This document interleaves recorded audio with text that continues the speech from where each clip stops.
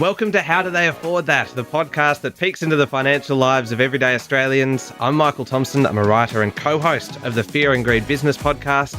And as always, I'm with Canna Campbell, financial planner, founder of Sugar Mama TV, the financial literacy platform that you'll find on YouTube and podcasts like this one, obviously, books and Instagram and pretty much everywhere. Hello, Canna.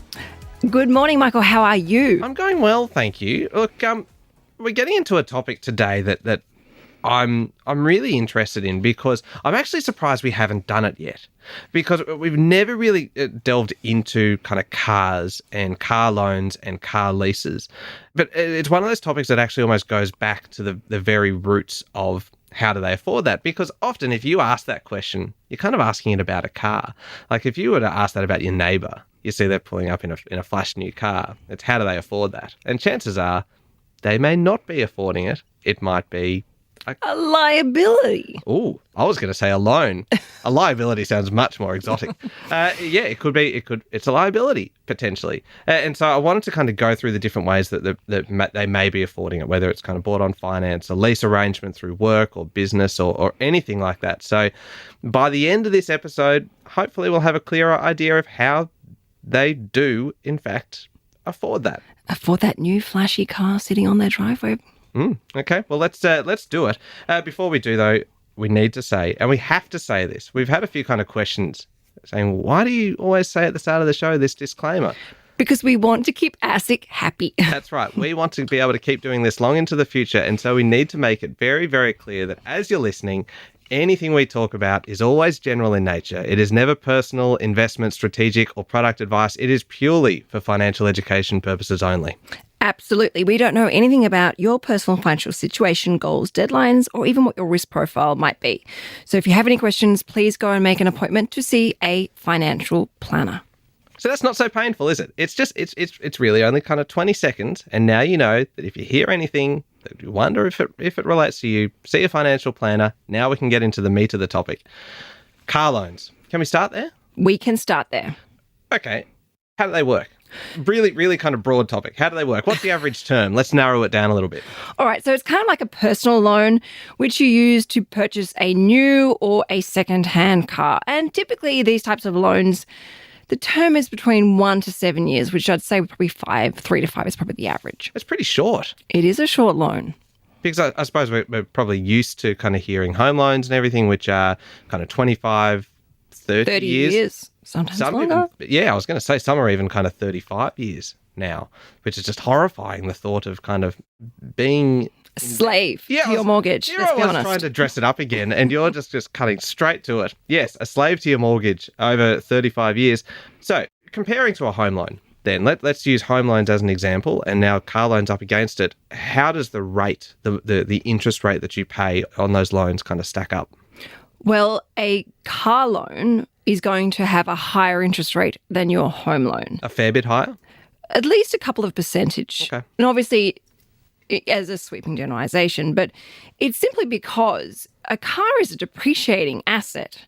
We've all heard that when you buy a brand new car, as soon as you've signed that check or transferred that money, the value of that car depreciates, where a home tends to have not much of that sort of depreciation as such. But the other thing is, the older the car, typically the more expensive or the higher the interest rate. And as a massive, massive sweeping generalisation, people who apply for car loans, and I'm not talking about leasing here, simple basic car loans like a personal loan, tend to have a lower credit score. So they are riskier to lend money to. So therefore they have to factor that in at the interest rate they charge. And the other thing is, as you mentioned just a second ago, a car loan is typically 1 to 7 years. That's the term.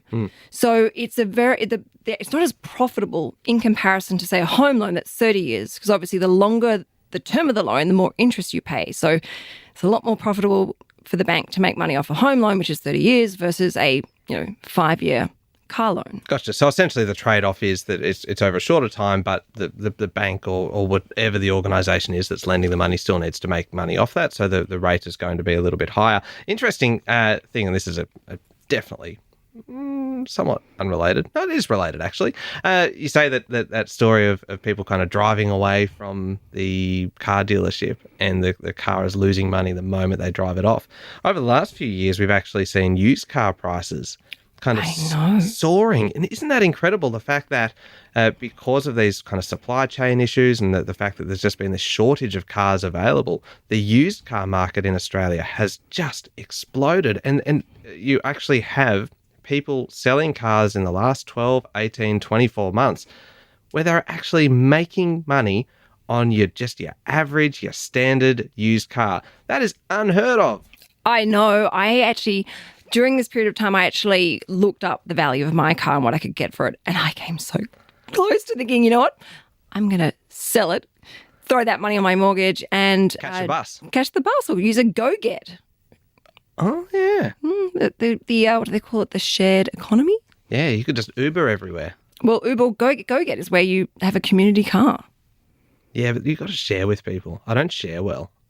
I don't trust my children in anyone's car. So I'd end up having to cost me more money and getting it professionally cleaned every time my children sat in the car. So it's not for me, but I think it's a great idea for people who need a car but don't need it that often and they can access one. We talked about banks being the ones that are kind of offering car loans, but it's not just banks, is it? Because it seems like there's more operators. And this is just, I know I have a habit of making assumptions on this show and I just put the assumption out there and then I wait for you to correct me on it. But it seems like there's more operators offering car loans than there are kind of any other kind of loan. You can get it through the bank, but also then most car dealerships seem to offer finance. Is there anything you should be wary of here? Look, with any major financial decision, you really need to do your research and you need to read the fine print. The devil is in the detail, and you need to ask as many questions as possible. And you would never agree to go ahead with anything without knowing and understanding everything and feeling 100% comfortable knowing that it is right for you, not just in the short term, but in the medium to long term as well. But yes, there are lots of things you need to think about. And obviously the dealerships quite often have great financing options available for you, but you've always got to look at everything. So things like checking the interest rate that you're going to pay. Now, when you use a finance company, quite often they act as a middleman, so they may be bumping up the interest rate in comparison to the bank. So that's why you need to shop around and look at all the fine details.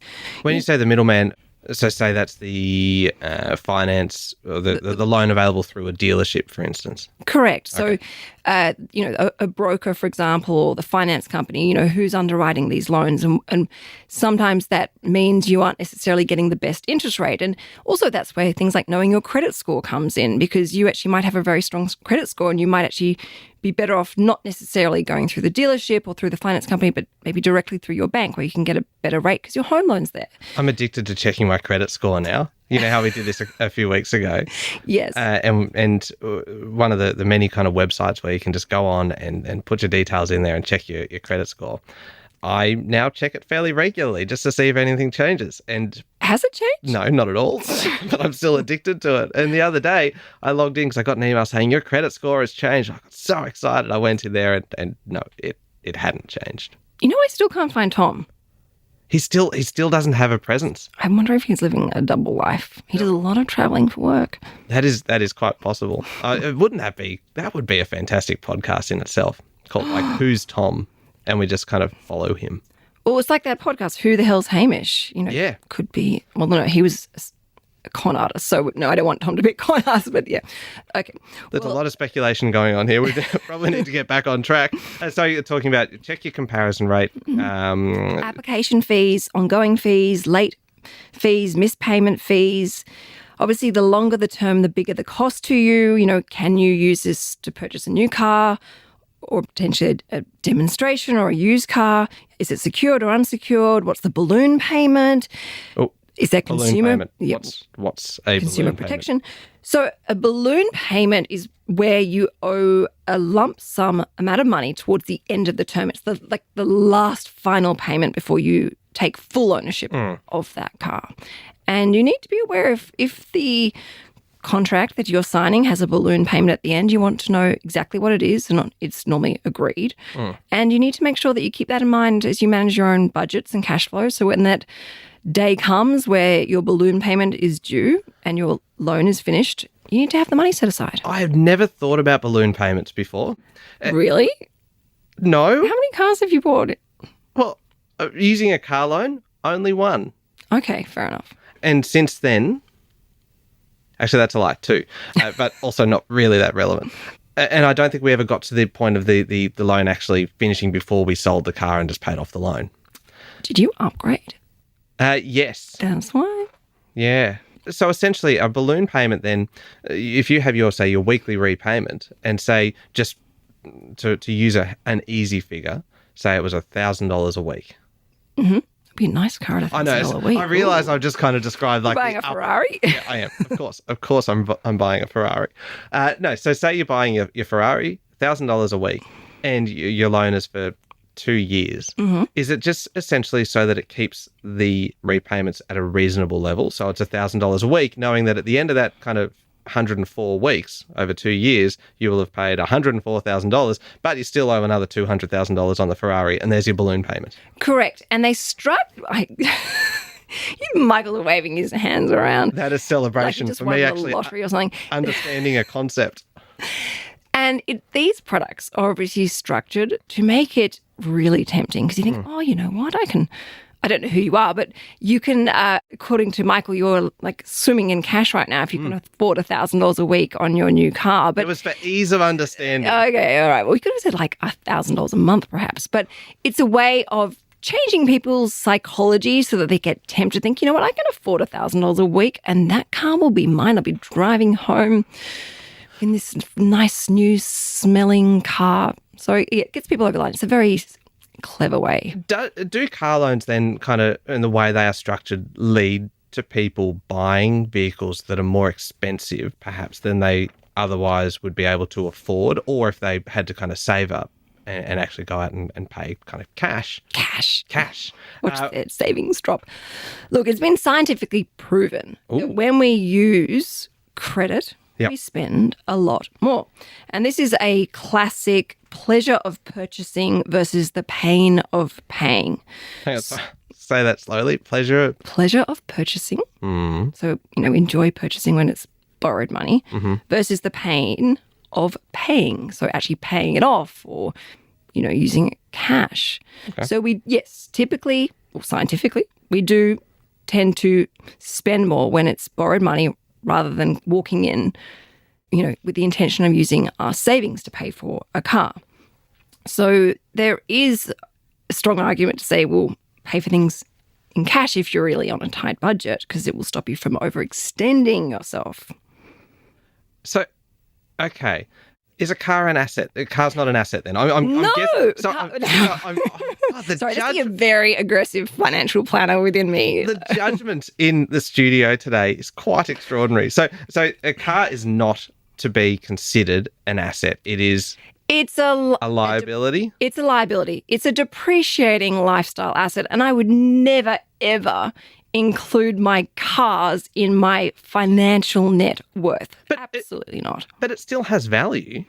Depreciating value, and you've okay, all right, I have a car. I own my car outright, which is not technically necessarily the most efficient way of structuring my car, so that's no strategic advice here. But if I was to go and sell my car, I do need a car still, so I've got to replace it. So I've forgotten what the question was that you just asked me. It was actually some time ago that I asked a question, and then there was about 3 or 4 minutes of just full-on judgment. It was about whether it is an asset, because there is still, at the end, you still have 4 tyres, you still have a windscreen that you could sell. So that's why I call it a lifestyle asset, but I will add that additional adjective, a depreciating. Okay. Actually, depreciating an adjective or a adverb. It feels like we are definitely getting into the weeds now. I'll stop talking. I think, okay, so you don't view it as an asset, therefore it is essentially just a necessity. It's kind of for like convenience. Yeah. So we can run our lives, get to work, get kids to school, go on holidays if we're going for a drive around the country. Okay, all right. So clearly you're a little bit kind of wary of car loans, of just the thinking around car loans, the fact that it is not necessarily to be viewed as in the same category as, say, your home loan, because that is Correct. contributing to an asset that actually builds your wealth potentially. Doesn't hinder your wealth. Okay, all right. I think I get that. There's a fair bit in that. I want to come back in a moment and talk to you though about car leasing, because it is something that has always kind of confused me. It has intrigued me though, because on paper, it actually looks pretty cool. I will agree. It's tempting. Oh, okay. All right. We'll come back in a moment and unpack that.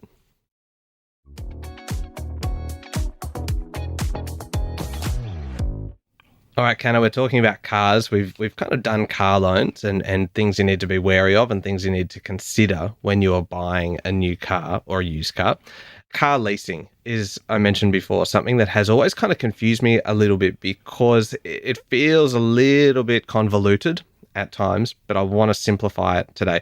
When I say I want you to simplify it for me.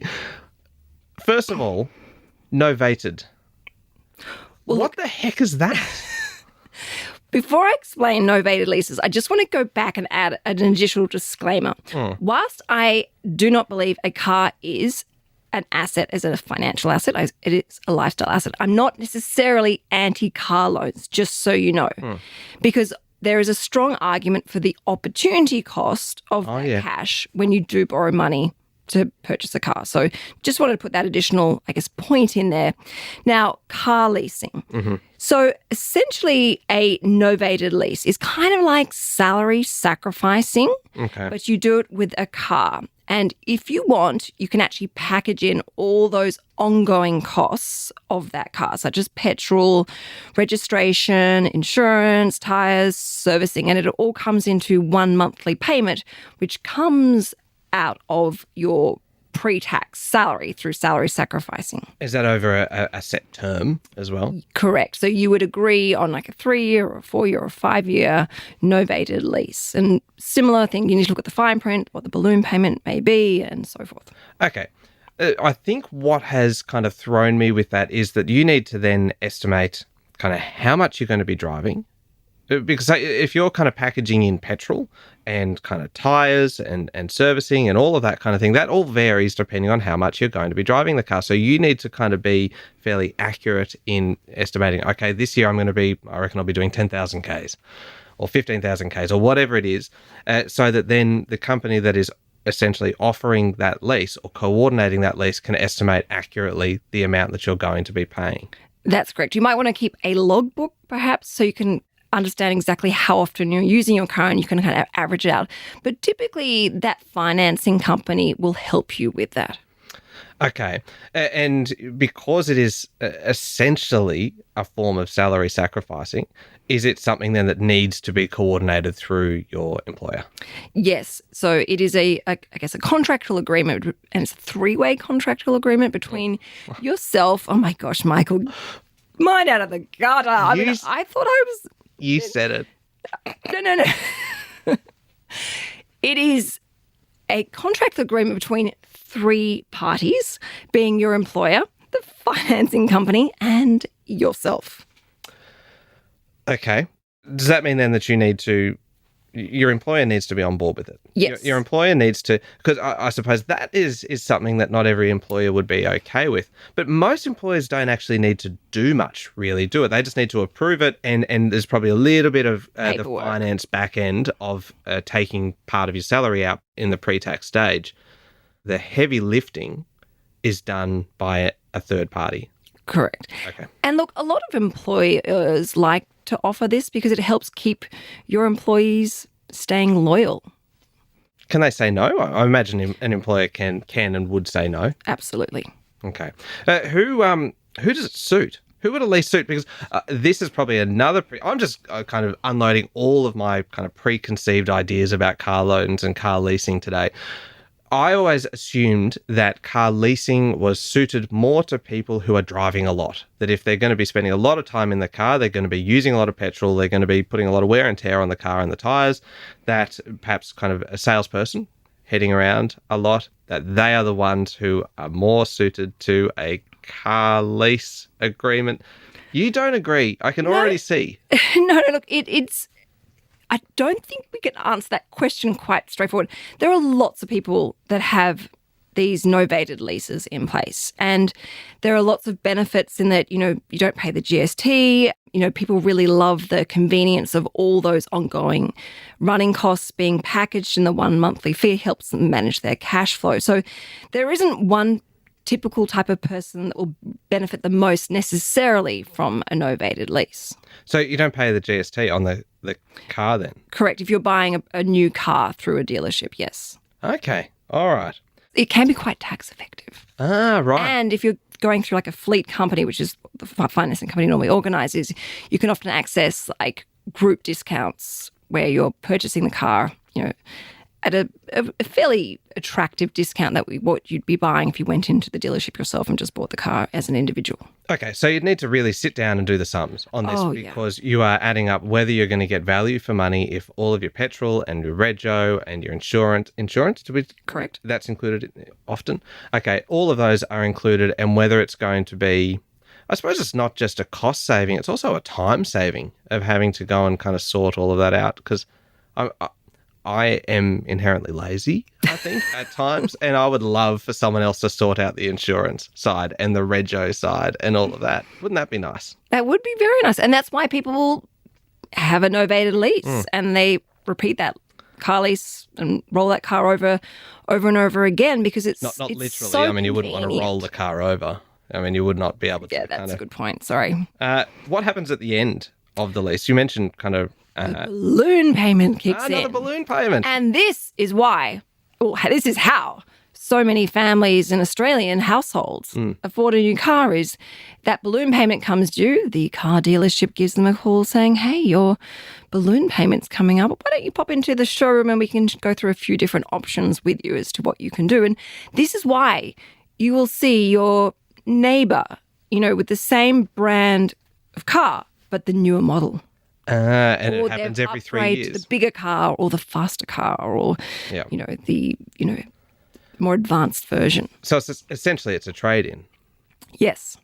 Which is something that we didn't talk about before, the idea of kind of trading in your car at a dealership, which always fills me with a little bit of dread because I just don't know whether I'm getting a good deal. Well, that's why you do your research. You shop and see what you'd get on the secondhand market. So you look on like car sales and see what the value of your car is, so what you'd get for it selling it privately. And then you can compare it against what the dealership offers you. I've always personally sold my cars on the pre-loved market because I'd rather get that money back in my pocket. Absolutely. Rather than the dealership buying it from me and then making a profit. Yeah. I suppose balloon payments, one kind of key question I should have asked, are balloon payments subject to inflation? I'm sure there are some car dealerships that were hoping that they wish they had or kicking themselves. But no, it's agreed. But there is a risk though that if you want to pay your car out or you want to get rid of the car, you have an issue if the market value of your car is significantly less than that balloon payment, because you've got to cover that shortfall. All right. And when you see people kind of rolling over into new cars, is there a risk that they get kind of trapped into this cycle of just constantly doing this in order to avoid the balloon payment?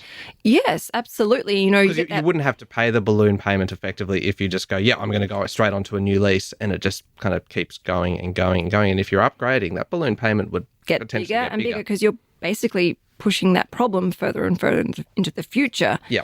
And it can be a vicious merry-go-round that's getting faster and faster. So you do need to be mindful of that. And look, these products are created in a very clever way to get you to sign the dotted line and upgrade that car. And, it's an art almost of how you go in there thinking, I'm not going to do this, and then you walk out with a shiny new car.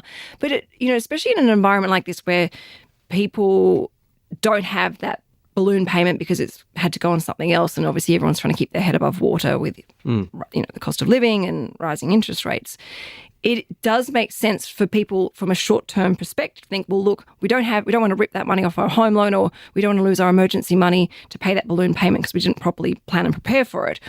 we'll simply upgrade the car, and it means it's only a couple of $100 a month more than what we're currently paying anyway. They kind of justify it in their head. And this is the dangers of our egos as well. What Tom always says to me, sometimes emotions defy all logic. That's quite profound. Tom is quite profound sometimes. Well, as we only have discussed. after a couple of glasses of wine, but I think we all get profound after wine, don't we? On the car leases, the downsides, it feels like we've kind of discussed a few of them there in terms of the potential of getting trapped in a cycle, or as you described it, a merry-go-round that is getting faster and faster, which is kind of terrifying. Makes me feel a bit nauseous. Yeah, indeed. Motion sickness. What about, because we talked about it being a three-party agreement. Do you just see how delicately I put that? Because I know that you've got a bit of a filthy mind and I didn't want to kind of trigger anything here. But if it is between three parties, what happens if and one of those is your employer, what happens if you leave? Well, this is why you need to know this. So if you were to lose your job, that's a problem because you now have to fund those repayments with your post-tax salary. Okay, so previously it was, novated lease is packaged like salary sacrificing. That stops. The other thing is if you change jobs, your new employer needs to agree to take on the novated lease and be part of that 3-person party. You've also got to keep in mind that balloon payment. As Tom says, emotions defy all logic sometimes. It's very easy to look at the monthly repayments and think, oh, I can afford that on a monthly repayment, but that balloon payment's, years away. I don't need to worry about that. And when that time comes, I'll have that money set aside. If you don't diligently plan and prepare for that with your cash flow and budgeting, that balloon payment can come as a bit of a nasty surprise and if you don't have that money set aside. And yes, there are options where you can roll that balloon payment forward and actually lease that component sometimes. But, there are risks. And as I mentioned, the market value of that car may be less than the balloon payment. Okay. And if things really go wrong, you run the risk of, heaven forbid, damaging your credit score. And we just suddenly end up back at credit scores where we started kind of the episode. A bit of a reminder for people to go listen to that podcast. It's quite fun. Yeah, definitely go and check that one out. It was a couple of weeks ago, all about your credit scores. Look, we've covered a fair bit of ground today, which is kind of logical when you're talking about cars. You would cover a fair bit of ground. That was terrible. Car loans, we went all through car loans. Average term kind of somewhere between 1 and 7 years. Your interest rate's going to be higher than your home loan. So these are things that you need to be thinking about in terms of basically whether you can afford this, whether you can actually accommodate this in your budget. And with cost of living soaring, it needs to be a serious kind of consideration. And think about the long term as well. I mean, everyone looks at that monthly repayment thinking, yeah, I can afford that. Think about what expenses might be coming into your future in the next year or two. Yeah. Think about that balloon payment. Think about how you're going to plan and prepare for that balloon payment. And when in doubt, don't. And when you're thinking about all of those things, go through the fine print, look at the application fees, look at the monthly fees, look at any of those kind of other elements that you might kind of encounter as you go through. Change your mindset. Don't necessarily think of your car as an asset. It is a depreciating asset. And so it's not necessarily in the same category as an asset that is going to make you money and contribute to your wealth, but it is arguably a necessary part of your life. And so it does need to kind of come into your considerations at some point. Car leasing is an option for people. And a lot of people do take that up. We talked about it in some detail, kind of like salary sacrificing to buy a car where you can package in your petrol and your rego and your tyres and your servicing for essentially a simple kind of monthly payment, that it is an arrangement that you make between you and your employer and a third party that kind of coordinates it all. Your employer doesn't have to agree to it, but you also need to remember that if you change jobs, change employers, that agreement will either follow you to a new employer and they need to be on board with it, or you need to be prepared to start paying from your post-tax salary. I feel like I'm doing a test here. Like I'm watching you. I'm really impressed. No, I'm listening. I am essentially a sponge, a knowledge sponge here. And right now I'm just wringing myself out. Which has got to be one of the more disturbing images, I think, that we've uncovered doing this podcast. A few downsides. that you just need to be careful, particularly when it comes to meeting those repayments and what happens if you do leave your job, that there is the potential for your credit score to be damaged. I think I passed the test. Exceptional. A+.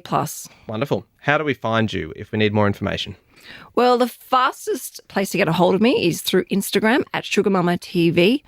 And of course, I have my Monday morning motivational podcast, not motivational, sorry, financially motivating podcast, Sugar Mama's Fireplay, which is every, as I said, Monday morning. Excellent. And you can hear me every day with Sean Aylmer on Fear and Greed, Australia's most popular business news podcast. Thank you very much for listening to How Do They Afford That? Remember to hit follow on the podcast. Please leave us a review as well. We love those. Next week, we are talking about, you are going to convince me. Can I tell everyone, because I'm just so excited about this one? Go on. All right, next week, everyone, we're talking about sexy franking credits.